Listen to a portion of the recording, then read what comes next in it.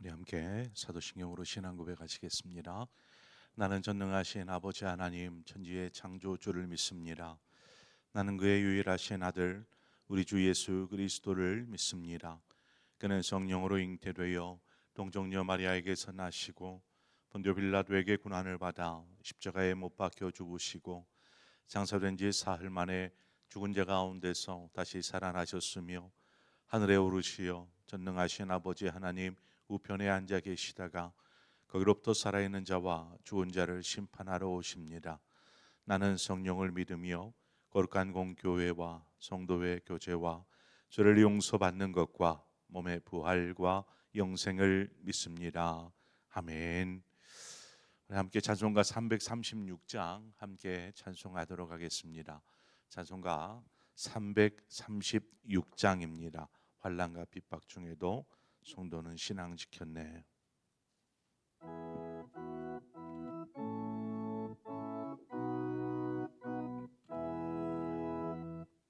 환난과 핍박 중에도 성도는 신앙 지켰네. 이 신앙 생각할 때에 기쁨이 충만하도다. 성도의 신앙 따라서 죽도록 충성하겠네. 옥중에 매인 성도나 양심은 자유 얻었네. 우리도 고난 받으며 죽어도 영광 되도다.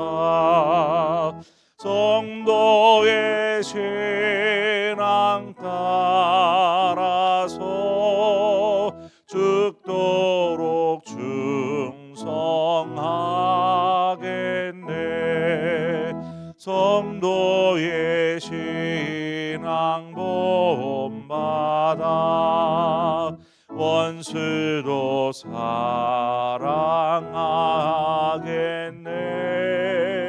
인자한 언어 행실로 이 신앙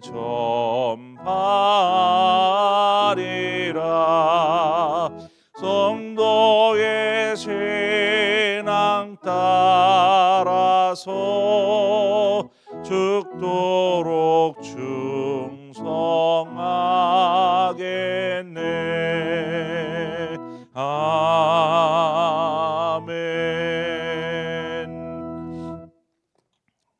하나님 말씀 보겠습니다.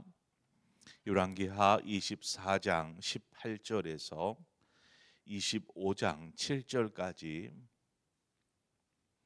24장 18절에서 25장 7절의 말씀까지 한 절씩 교독해서 보도록 하겠습니다. 시드기야가 왕이 될 때에 나이가 21세라 예루살렘에서 11년간 다스리니라. 그의 어머니 이름은 하무다리요 림나이인 예레미야의 딸이더라.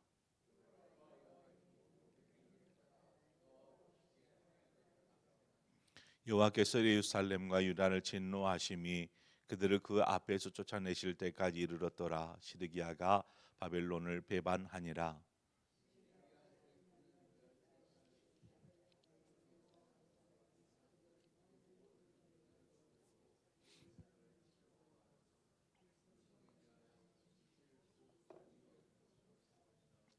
그 성이 시드기야 왕 제11년까지 포위되었더라.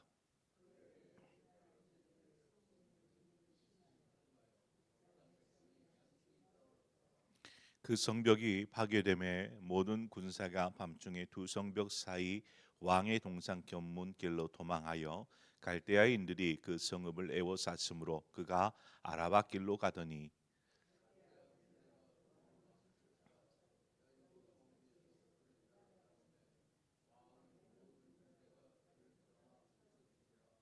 그들이 왕을 사로잡아 그를 라블라에 있는 바벨론 왕에게로 끌고 가매 그들이 그를 신문하니라.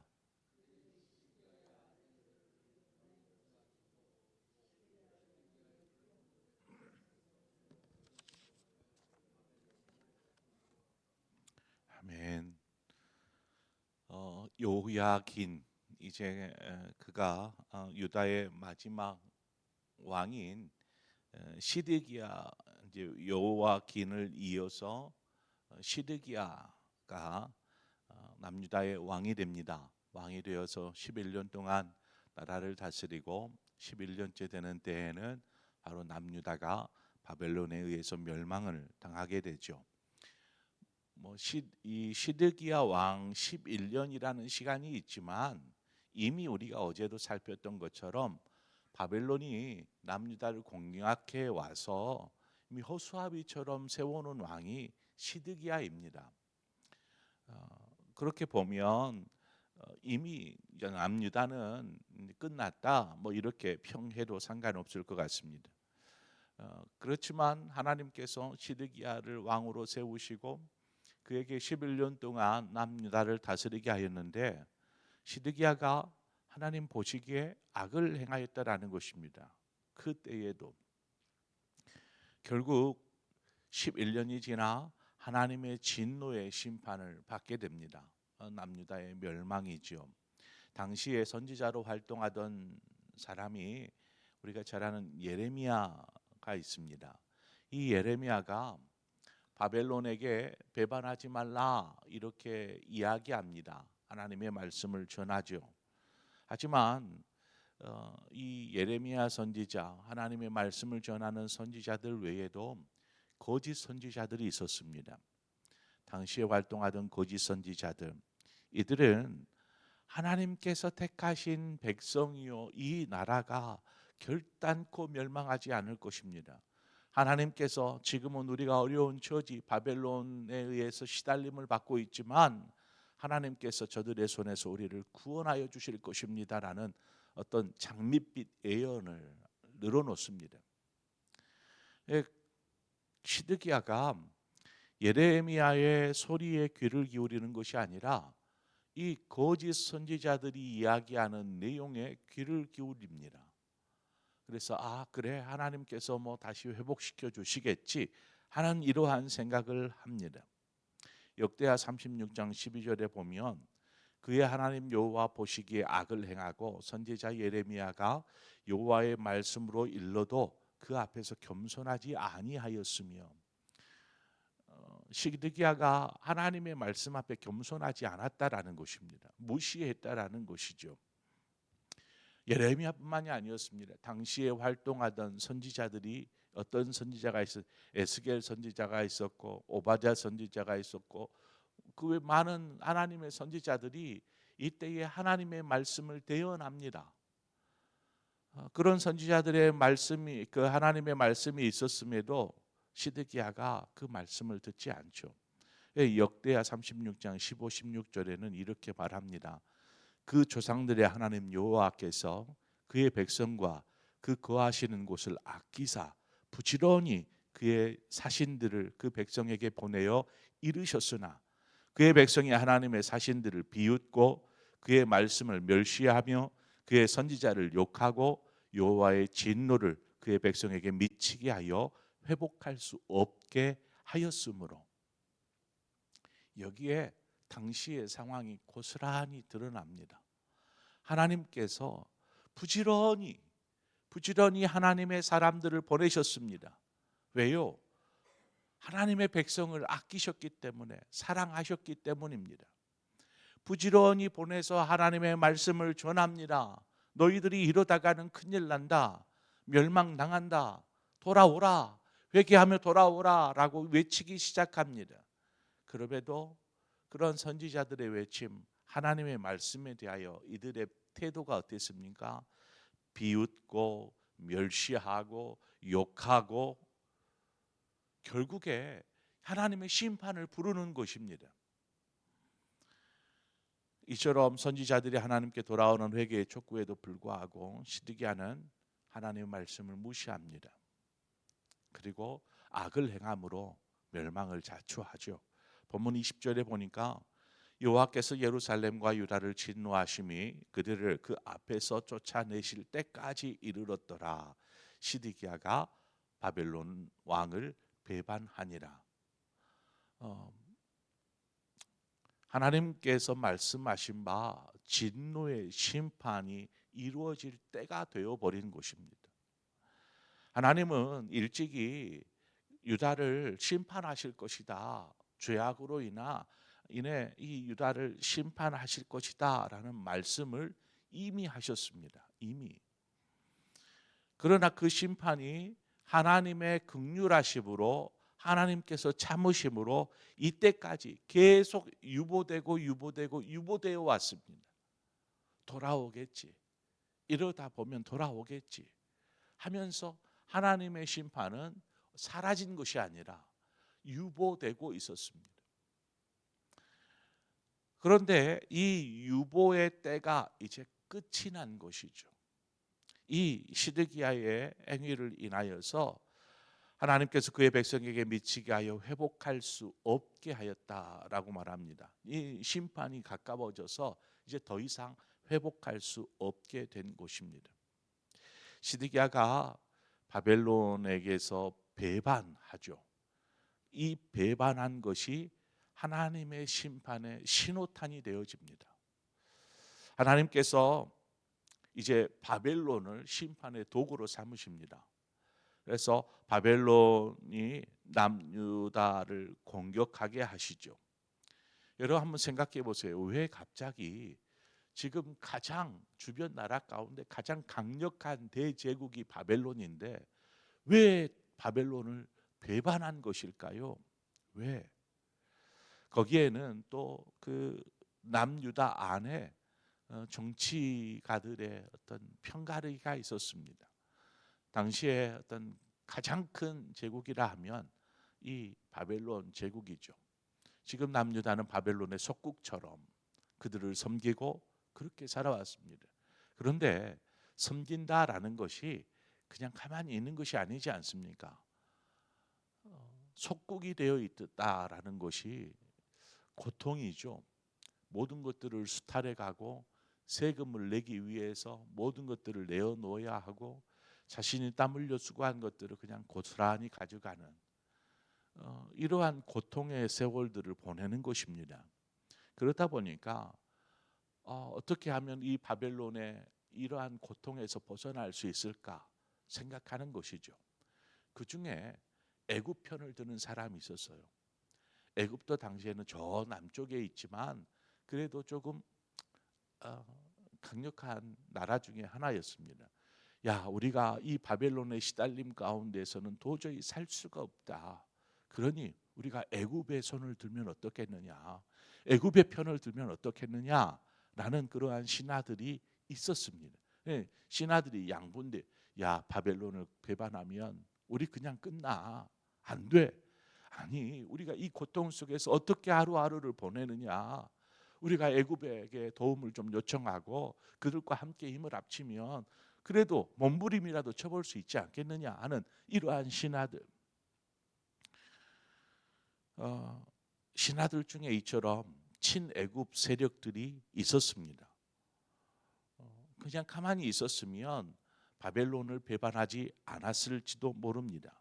그런데 이러한 신하들 중에 애굽의 편을 들자, 애굽과 함께 힘을 합치자 하는 이 세력들 때문에 바벨론에게 배반하고 애굽의 손을 펼치는 것이죠.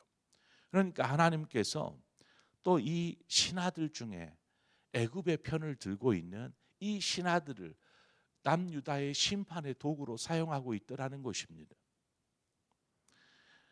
결국 바벨론이 남유다가 자신을 배신한 것을 알고 대대적인 침략을 해옵니다. 이것이 바벨론의 4차 침략입니다.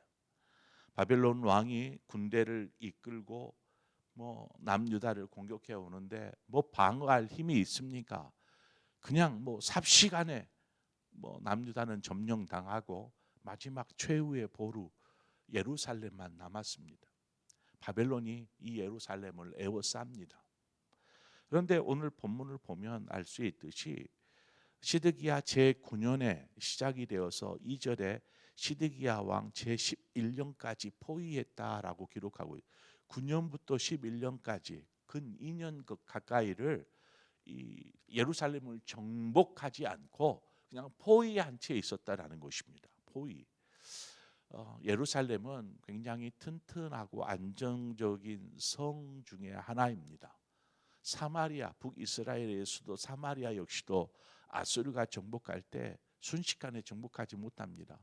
수개월이 걸려서야 그 사마리아 성을 점령합니다. 당시에 어떤 전쟁의 능력으로 그곳을 다 점령할 수 없었기에 바벨론이 택한 방법은 흙으로 이 높은 성을 메꾸는 것이죠. 메꿔서 공격해 들어갈 수 있도록 준비하는 것이었습니다. 그러니까 이 성을 다 정복하기가 2년이 걸리는데 그 중에서도 하나님께서 또 어떻게 하나님의 심판의 도구로 사용하시냐면 그 땅에 기근을 보내십니다. 기근을. 물이 없으니까 이제 뭐 식량난에 빠진 것이죠. 식량난에. 이제 먹을 것이 없어지는 것입니다. 극심한 식량난 때문에 더 이상 이 예루살렘에서는 살 수가 없게 되는 상황이 벌어진 것이죠. 그러니까 하나님께서 심판을 하기 위해서 무엇을 사용하십니까? 바벨론을 도구로 사용하시고 또 애굽 편을 드는 신하들을 사용하시고 또 이 기근을 사용하고 있는 것을 보게 됩니다. 결국에 시드기야가 안 되겠다. 우리 이러다가는 그냥 여기에서 굶어 죽게 생겼다. 그래서 성을 벗어나 도망하기로 야반 도주를 선택하죠. 가족들과 신하들 몇몇들을 데리고 야반 도주를 합니다. 그런데 결국 그것이 발각이 되어 붙잡히게 되죠.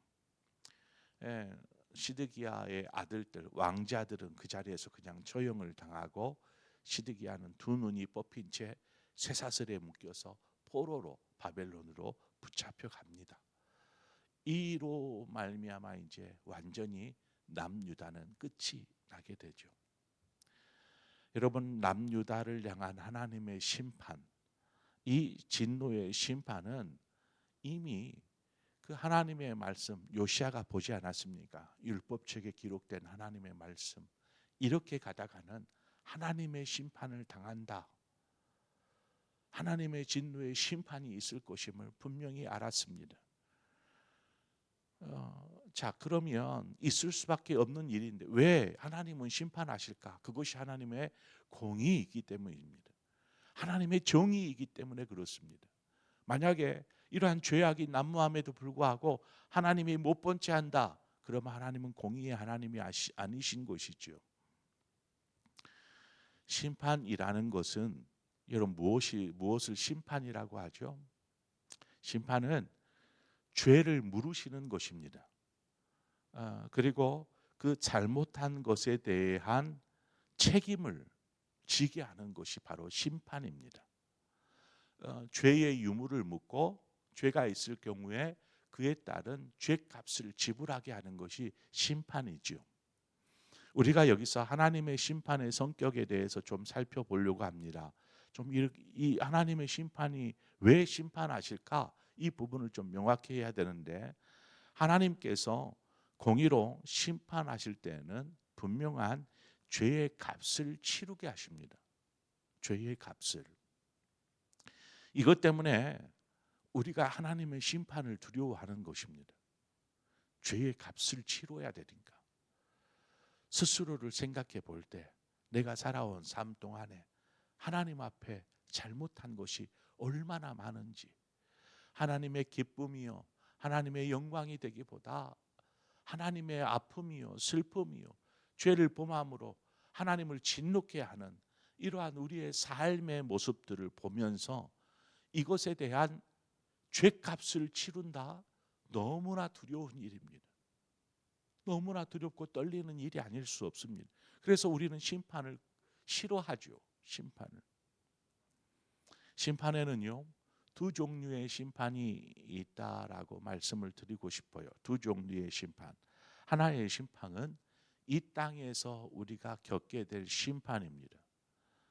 그리고 또 다른 심판은 우리가 죽음 이후에 있을 영원한 심판을 이야기합니다. 자, 여러분 두 심판 가운데 어느 심판이 중요할까요? 어느 심판이? 후자죠. 영원한 심판이니까 우리 죽음 이후에 하나님 주님 오실 그때에 이루어질 하나님의 심판은 이건 돌이킬 수 없는 영원한 심판이 되어집니다. 그래서 이때에는 지옥 형벌을 통해서 더 이상 돌이킬 수가 없습니다. 그래서 영원한 사망에 이르게 되는 것이죠. 그러나 우리가 이 땅에서 겪게 되는 하나님의 심판, 지금 남유다가 겪고 있는 하나님의 심판, 진노의 심판, 이 심판에는 하나님의 은혜가 그 심판 안에 포함되어져 있습니다. 아니 분명히 죄를 묻고 그 죄값을 지불하게 하는 것인데 거기에 무슨 은혜가 포함되어 있어요? 라고 생각할지 모르지만 이 땅에서의 심판은 하나님께서 영원한 그 심판에 이르지 않게 하기 위한 심판입니다. 영원한 멸망에 가지 않도록 하게 하기 위한 심판이 이 땅에서의 심판입니다. 그래서 우리가 이 땅에서의 심판을 다른 말로 형벌 혹은 하나님의 징계 뭐 이렇게 말로도 사용하지요. 왜 하나님께서 우리에게 이 땅에서 형벌을 주시거나 혹은 이 땅에서 징계하시거나 이 땅에서 심판하시는 걸까요? 우리로 하여금 영원한 심판에 이르게 하지 않기 위해서입니다. 않기 위해서. 여러분 우리가 하나님께서 얼마나 기다리십니까? 얼마나 하나님의 심판을 이 남유다 가운데에서 유보하십니까? 기다리고 기다려도 돌이키지 않을 때에 하나님 어떻게 하실까요? 포기하십니까? 하나님 포기하실까요? 하나님은 하나님의 백성, 하나님의 자녀를 결단코 포기하지 않으십니다. 결단코. 그래서 선지자들을 통해서 계속해서 하나님의 뜻을 전달하지 않습니까? 돌아오라. 아끼사 부지런히 하나님의 사람들을 보내서 전하게 하십니다. 하나님의 영원한 심판이 이르기 전에 너희들 돌아와야 한다라는 것이죠. 그뿐만이 아닙니다. 하나님께서 우리가 살아가는 동안에 사람 막대기와 인생 지팡이를 가지고 우리를 징계하십니다. 왜 징계하세요? 왜 하나님 아프게 때리세요? 돌이키게 하기 위함이죠. 하나님 앞에 돌아서야 영원한 심판에 이르러서 영원한 지옥불에서 고통당하지 않기 때문입니다. 그럼에도 돌아오지 않을 때에 심판이라는 마지막 최후의 카드를 하나님 꺼내시죠. 남유다를 향한 하나님의 은혜는 지금까지 긍휼하심과 인내로 기다렸습니다. 그러나 이제 마지막 더 이상 이대로 놔뒀다가는 안 되겠다라는 하나님의 판단, 결국 그것이 심판을 불러왔습니다. 그조차도 하나님의 은혜인 것이죠.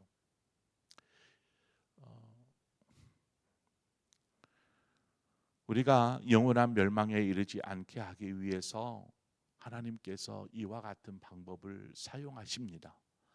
그러므로 때로는 우리가 어려움을 당할지라도 환난과 핍박 중에서도 분명히 신앙을 지켜야겠지만 우리가 어떤 상황에서도 하나님을 향한 바른 믿음과 신앙 안에 서 있어야 합니다. 그렇지 않으면 우리는 하나님의 징계, 심판을 자초하게 되고 그거 좋아하는 사람 아무도 없잖아요. 그러므로 하나님의 심판에 이르기 전에 우리가 하나님 앞에 돌아서서 하나님의 긍휼하심을 맛보는 것입니다. 그래야만 우리가 영원한 심판 그때에 부끄러움 없지 않겠습니까? 그렇게 믿음 안에서 오늘도 세워져 가는, 오늘도 믿음으로 살아가시는 저와 여러분의 삶이 되어지기를 주님의 이름으로 축원드립니다. 기도하겠습니다. 하나님 아버지, 참고 기다리시는 주님, 긍휼하심으로 인내하시는 아버지, 하나님, 우리가 심판에 이르지 않게 하기 위해서 이처럼 하나님께서 우리에게 은혜를 베풀고 계시는에도 불구하고 우리가 이것을 깨닫지 못하고 그저 우리의 마음대로 우리의 뜻대로 살아간다라면 하나님, 우리는 하나님의 심판에서 벗어나지 못할 것이고 결국에는 하나님 앞에서는 그 영원한 심판대 앞에서 영원한 멸망에 이를 수밖에 없음을 우리가 분명히 깨닫습니다. 하나님의 백성인 이스라엘 백성들이 하나님의 심판을 받을 수밖에 없었던 것이 무엇 때문입니까? 우리가 예수 그리스도를 믿어 구원 얻은 하나님의 자녀가 되었습니다. 그러나 그것은 우리의 생각이요, 하나님의 심판대 앞에서 분명히 심판되어질 것입니다. 우리가 바른 신앙, 믿음 안에 살고 있는지 우리 스스로의 신앙을 늘 돌아보게 하여 주시고 하나님 앞에 겸손히 서게 하여 주시옵소서. 그래서 영원한 심판 앞에서도 두려워하지 않고 영원한 하나님의 구원을 맛보는 하나님의 백성들 되게 하여 주시옵소서. 예수님의 이름으로 기도합니다. 아멘. 오늘 시간 우리 함께 말씀을 생각하면서 하나님, 나는 하나님의 자녀 되었지 않습니까? 구원받은 자녀 되지 않았습니까? 그렇죠. 우리는 하나님의 자녀입니다. 이스라엘 백성도 똑같은 이야기를 했습니다. 하나님, 우리는 선택받은 하나님의 백성이지 않습니까? 그러나 그들이 하나님의 심판을 자초하였고 심판을 당하여 멸망당하지 않았습니까? 우리가 하나님의 심판 앞에 섰을 때에 부끄러움이 없기 위해서는 우리의 신앙을 돌아보아야 합니다.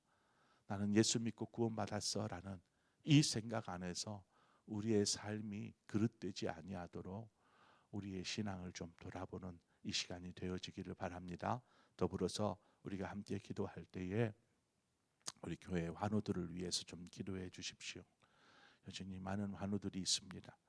하나님, 믿음 안에 소망 안에 있게 하여 주시옵소서. 결단코 자신의 몸 상태가 믿음을 흔들어 놓지 않도록 오히려 더욱 믿음을 굳게 세워가는 우리 환우들이 될 수 있도록 위해서 기도해 주시고, 이번 주에 우리 야외 예배 있습니다. 야외 예배를 통해서 온 성도들이 또 한 마음이 되어지고 또 밖에서 하나님을 기쁘게 찬양하고 예배할 수 있도록 야외 예배를 위해서 기도해 주시고, 지난주에 우리 비택자들이 있었죠. 17명의 비택자들, 하나님, 저들이 믿음 안에서 잘 훈련되어져서 정말 교회의 귀한 일꾼들로 세워질 수 있도록 우리 비택자들을 위해서 기도해 주시고, 더불어서 우리 또 항전작들이 저 비택자들에게 좋은 공부 귀감이 되어서 저렇게 하면 되는구나, 이런 우리 귀감이 되는 우리 항전직 분자들이 될 수 있도록 위해서 기도해 주시고, 우리 다음 세대들을 위해서 기도해 주십시오. 오늘 시간 우리 함께 교회를 위해서 기도하고 여러분 각자의 기도의 제목으로 기도하시다 자유롭게 돌아가시겠습니다. 함께 기도하겠습니다.